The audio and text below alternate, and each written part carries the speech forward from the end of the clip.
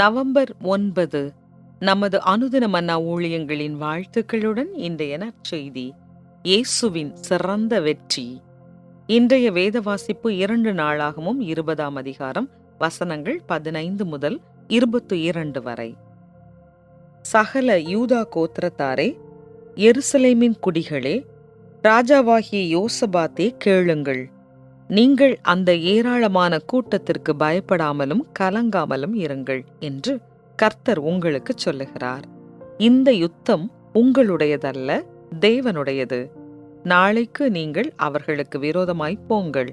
இதோ அவர்கள் சிஸ் என்னும் மேட்டு வழியாய் வருகிறார்கள். நீங்கள் அவர்களை எருவேல் வனாந்தரத்திற்கு எதிரான பள்ளத்தாக்கின் கடையாந்தரத்திலே கண்டு சந்திப்பீர்கள். இந்த யுத்தத்தை பண்ணுகிறவர்கள் நீங்கள் அல்ல, யூதா மனுஷரே, எருசலேம் ஜனங்களே, நீங்கள் தரித்து நின்று கர்த்தர் உங்களுக்கு செய்யும் ரட்சிப்பை பாருங்கள். பயப்படாமலும் கலங்காமலும் இருங்கள். நாளைக்கு அவர்களுக்கு எதிராக புறப்படுங்கள்.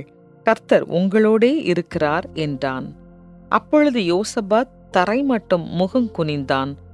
சகல யூதா கோத்திரத்தாரும் எருசலேமின் குடிகளும் கர்த்தரை பணிந்து கொள்ள கர்த்தருக்கு முன்பாக தாழ விழுந்தார்கள்.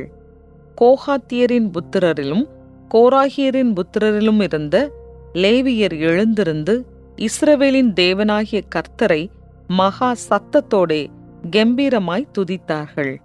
அவர்கள் அதிகாலமே எழுந்திருந்து தெக்கோவாவின் வனாந்தரத்திற்கு போக புறப்பட்டார்கள். புறப்படுகையில் யோசபாத் நின்று, யூதாவே, எருசலேமின் குடிகளே, கேளுங்கள்.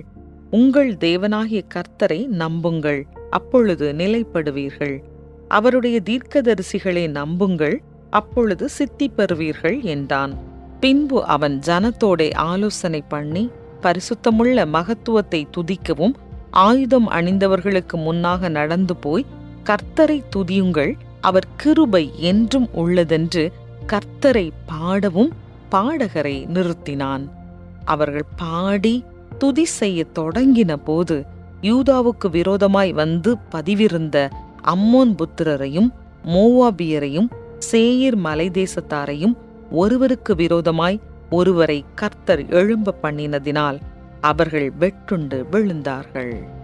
குறிப்பு வசனம்: அவர்கள் பாடி துதி செய்ய தொடங்கின போது அவர்கள் வெட்டுண்டு விழுந்தார்கள்.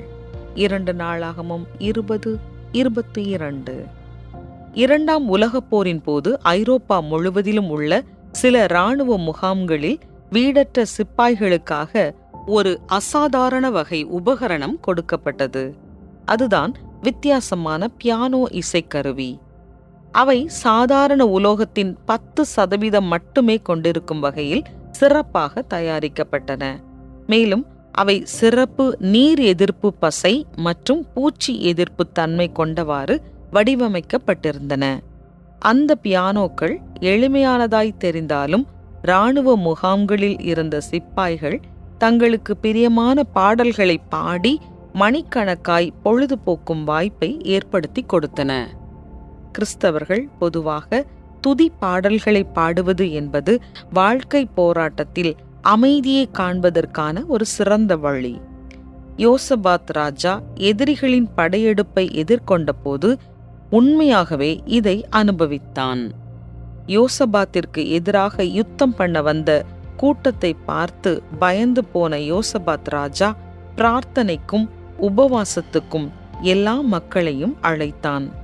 அதற்கு பதிலளித்த தேவன், இந்த யுத்தத்தை பண்ணுகிறவர்கள் நீங்கள் அல்ல என்ற வாக்குத்தத்தத்துடன் அந்த எதிரிகளை எதிர்கொள்வதற்கு போர் வீரர்களை அழைத்துச் செல்லும்படிக்கு அறிவுறுத்துகிறார். யோசபாத் தேவனை நம்பினான், விசுவாசத்தில் செயல்பட்டான். வீரர்களுக்கு முன்னால் சென்று தேவன் கொடுக்க போகும் வெற்றிக்காக தேவனை புகழ்ந்து துதி பாடுவதற்கென்று பாடகர்களை நியமித்தான். அவர்களின் இசை தொடங்கியதும் அவன் ஆச்சரிய விதமாய் எதிரிகளை தோற்கடித்து தேவ ஜனத்திற்கு மீட்பை கொண்டு வருகிறான். நாம் விரும்பும் வேளைகளிலோ அல்லது விரும்பும் விதங்களிலோ வெற்றி நம்மை வந்தடைவதில்லை. ஆனால் பாவம் மற்றும் மரணத்தின் மீது இயேசுவின் மூலம் ஏற்கனவே நமக்கு கிடைத்துள்ள இறுதி வெற்றியை நாம் எப்போதும் அறிவிக்க முடியும். ஒரு போராட்டத்தின் மத்தியில் கூட தேவனை ஆராதிக்கும் மனநிலையை ஏற்படுத்தி நாம் இளைப்பாறக்கூடும். இன்று நீங்கள் இருக்கும் இடத்தில் தேவனை எவ்வாறு துதிப்பது? இயேசு உங்களுக்காக வென்ற வெற்றியை நீங்கள் எவ்வாறு பற்றிக் கொள்ளலாம்? அன்பான தேவனே, நீர் என் எதிரிகளை விட வல்லமையானவர். நான் இன்று உமது நாமத்தை விசுவாசத்தில் உயர்த்துகிறேன். ஆமென்.